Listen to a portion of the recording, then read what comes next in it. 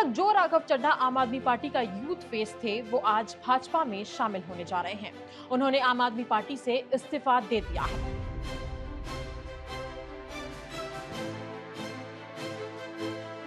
लेकिन राघव चड्ढा का चुनावी सफर इतना आसान नहीं था। चुनावी राजनीति में कदम रखने से पहले राघव चड्ढा को अपने घर में ही सबसे बड़ी परीक्षा देनी पड़ी थी, जब राघव की मां ने उनके सामने 2 शर्तें रखी थी। और आज ये बेटा पूरे देश में आम आदमी की आवाज बन गया। तो कौन है राघव चड्ढा और राजनीति में आने के लिए उनकी मां ने क्या शर्तें रखी थी, चलिए आज आपको बताते हैं। नमस्कार, मेरा नाम है गजल शर्मा और आप देख रहे हैं IBC 24 डिजिटल। सियासत की तस्वीर अजीब होती है। कभी दोस्त दुश्मन होता है तो कभी दुश्मन दोस्त हो जाता है। राजनीति में पल पल हवा का रुख बदलता है। आंखों का तारा कब आंखों को चुभने लगे, ये कोई नहीं जानता। राघव चड्ढा के साथ भी कुछ ऐसा ही हुआ। कल तक राघव चड्ढा आम आदमी पार्टी के यूथ आइकॉन के रूप में देखे जाते थे। आज उन्होंने आम आदमी पार्टी से इस्तीफा दे दिया है और भाजपा में शामिल होने की बात कही है। राघव चड्ढा उन नेताओं में गिने जाते हैं जिन्होंने कम उम्र में राजनीति में अपनी अलग पहचान बनाई। तेज दिमाग, शार्प कम्युनिकेशन स्किल्स और कॉन्फिडेंट पर्सनालिटी की वजह से वो बहुत जल्दी नेशनल पॉलिटिक्स में चर्चित चेहरा बन गए। लेकिन उनकी कहानी सिर्फ राजनीति की नहीं, एम्बिशन, डिसिप्लिन और फैमिली वैल्यूज की भी कहानी है।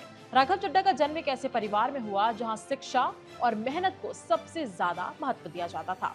बचपन में जब स्कूल में पूछा जाता था कि बड़े होकर क्या बनना है, तो राघव चड्ढा का जवाब होता था इंडियन आर्मी ज्वाइन करनी है।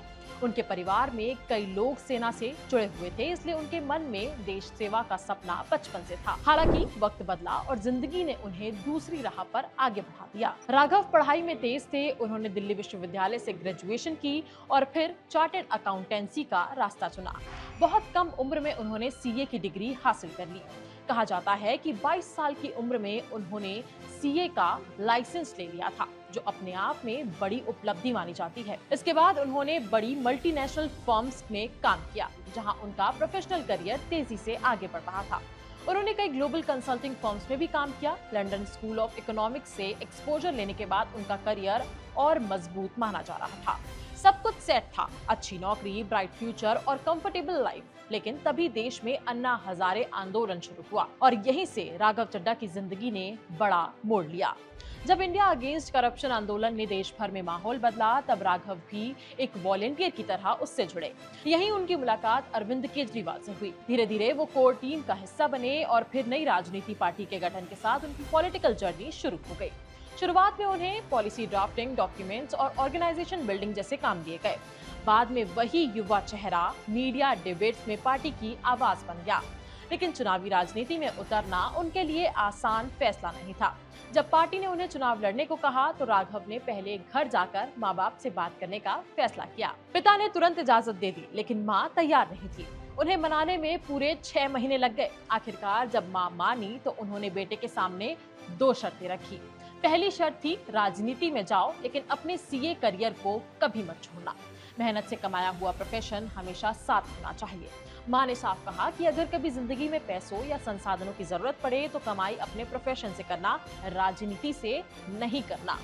ये शर्त सिर्फ करियर की नहीं, कैरेक्टर की भी थी। उनकी माँ की दूसरी शर्त ये थी कि अब उम्र हो गई है, चुनाव के बाद रिजल्ट चाहे जो आए, शादी कर लेना। माँ की ये शर्त सुनकर हर कोई मुस्कुराता है, लेकिन यही भारतीय परिवारों की खूबसूरती भी है, जहाँ सपनों के साथ जिम्मेदारियों की भी याद दिलाई जाती है। इसके बाद राघव चड्ढा ने पीछे मुड़कर कभी नहीं देखा। पार्टी के मैनिफेस्टो टीम से लेकर स्पोक्स पर्सन बनने तक और फिर संसद तक पहुंचने तक उनका सफर तेजी से आगे बढ़ता गया। वो धीरे धीरे पार्टी के सबसे भरोसेमंद और सबसे विजिबल चेहरों में शामिल हो गए। अब राघव चड्ढा के इस्तीफे और नए राजनीतिक फैसले की चर्चा जोरों पर है। दावा किया जा रहा है कि उनके साथ कई और सांसद भी नई दिशा में जाने वाले हैं, यानी कि भाजपा में शामिल होने वाले हैं। और राघव चड्ढा ने अपने कई सांसदों के साथ आम आदमी पार्टी से इस्तीफा भी दे दिया है। अगर ऐसा होता है तो सिर्फ एक रेजिग्नेशन नहीं, बल्कि नेशनल पॉलिटिक्स में बड़ा संदेश माना जाएगा। खैर, राघव चड्ढा के इस्तीफे को लेकर और भाजपा में जाने को लेकर आपकी क्या राय है? राघव चड्ढा ने ये कदम क्यों उठाया होगा? आप क्या सोचते हैं? हमें कमेंट्स करके अपनी राय जरूर बताइए।